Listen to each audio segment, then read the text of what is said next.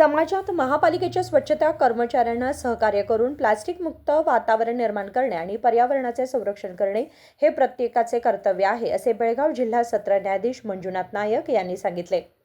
गुरुवारी बेळगावच्या नरगुंदकर भावे चौकात महानगरपालिकेच्या वतीने आयोजित जागतिक जलदिन प्लास्टिक मुक्त जनजागृती आणि कापडी पिशवी वितरण यंत्राच्या उद्घाटन कार्यक्रमात ते बोलत होते।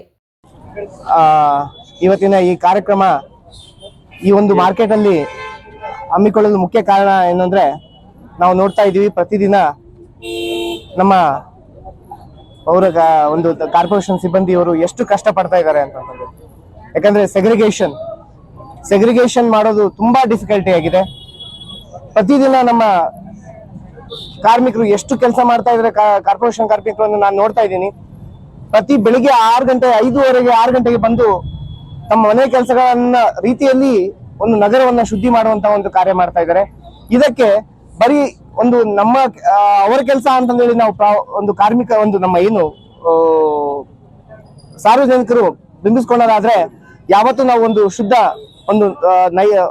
ಶುದ್ಧವಾದಂತ ಒಂದು ಪ್ಲಾಸ್ಟಿಕ್ ಮುಕ್ತ ಒಂದು ಸಮಾಜವನ್ನ ಕಟ್ಟಲಿಕ್ಕೆ ಆಗೋದಿಲ್ಲ, ನೇಚರ್ ಅನ್ನ ಕಟ್ಟಲಿಕ್ಕೆ ಆಗಲ್ಲ।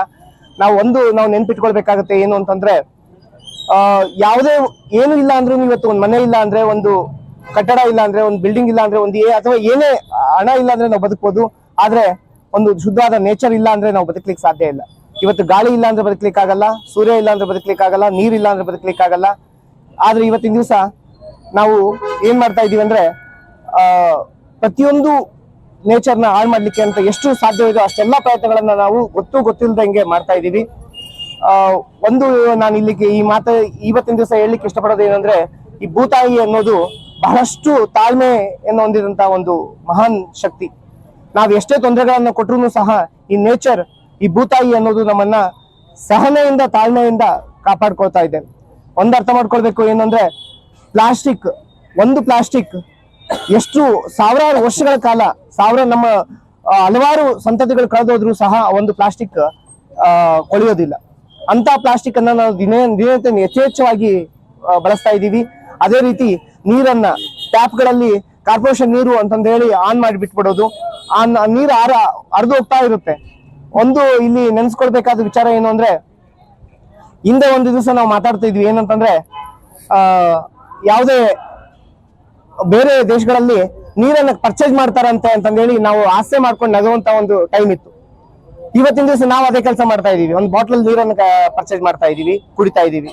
महापालिका आयुक्त कार्तिक एम यांनी सांगितले की प्लास्टिकचा वापर पर्यावरणासाठी हानिकारक आहे। ಜಲದಿನ ಮತ್ತು ಪ್ಲಾಸ್ಟಿಕ್ ಮುಕ್ತ ದಿನಾಚರಣೆಯ ಅಂಗವಾಗಿ ಬೆಳಗಾವಿ ಮಹಾನಗರ ಪಾಲಿಕೆಯಿಂದ ನಾವು ಈಗ ಒಂದು ಕ್ಲಾತ್ ಬ್ಯಾಗ್ ವೆಂಡಿಂಗ್ ಮಿಷಿನ್ ನ ಇಲ್ಲಿ ಇನ್ಸ್ಟಾಲ್ ಮಾಡಿದೀವಿ। ಈ ಒಂದು ಪ್ಲಾಸ್ಟಿಕ್ ಬಳಕೆ ಎಷ್ಟು ಒಂದು ಪರಿಸರಕ್ಕೆ ಹಾನಿಕರ ಅಂತ ಈಗ ನಮ್ಮ ಜಡ್ಜ್ ಸಾಹೇಬರು ಹೇಳುವಾಗ ಸವಿಸ್ತಾರವಾಗಿ ತಮ್ಗೆಲ್ರಿಗೂ ಕೂಡ ಹೇಳಿದ್ದಾರೆ।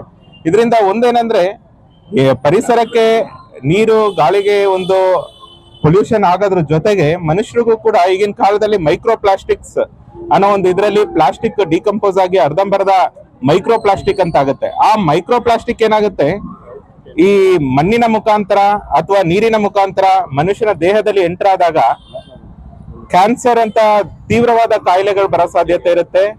ಆಮೇಲೆ ಸಂತಾನಹೀನತೆ ಆಗ್ತಕ್ಕಂತ ಒಂದು ಆರೋಗ್ಯ ಸಮಸ್ಯೆಗಳು ಕೂಡ ಆಗುತ್ತೆ। ಈ ರೀತಿಯಾಗಿ ಅನೇಕ ಸಮಸ್ಯೆಗಳು ಉದ್ಭವ ಆಗುತ್ತೆ। ಈ ನಿಟ್ಟಿನಲ್ಲಿ ನಾವು ಎಲ್ಲರೂ ಕೂಡ ಕನ್ಸಂಪ್ಷನ್ ರೆಸ್ಪಾನ್ಸಿಬಲ್ ಆಗಿ ಮಾಡಬೇಕು। ಆ ನಿಟ್ಟಿನಲ್ಲಿ ಈ ಪ್ಲಾಸ್ಟಿಕ್ ಆಗ್ಲಿ ಇವುಗಳನ್ನ ನಾವು ಬಳಕೆ ಮಾಡದೆ ನಮ್ಮ ಒಂದು ಪರಿಸರಕ್ಕೆ ಒಂದು ಬೇಗ ಕೊಳೆಯುವಂತ ಒಂದು ವಸ್ತುಗಳು, ಎಕ್ಸಾಂಪಲ್ ಏನಾಗಿರ್ಬೋದು, ಈ ಪ್ಲಾಸ್ಟಿಕ್ ಬ್ಯಾಗ್ ಆಗಿರ್ಬೋದು। यावेळी महापौर प्रीती कामकर, उपमहापौर हनुमंत कोंगाळी, माजी महापौर मंगेश पवार तसेच इतर मान्यवर उपस्थित होते। नजीम बेटगेरी, KMM मराठी, बेळगाव।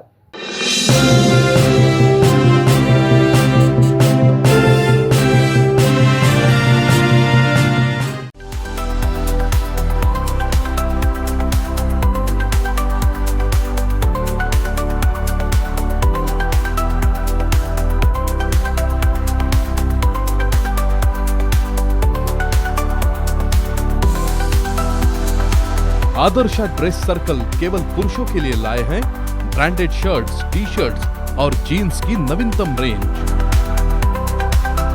आदर्श ड्रेस सर्कल, खड़े बाजार, बेलगावी।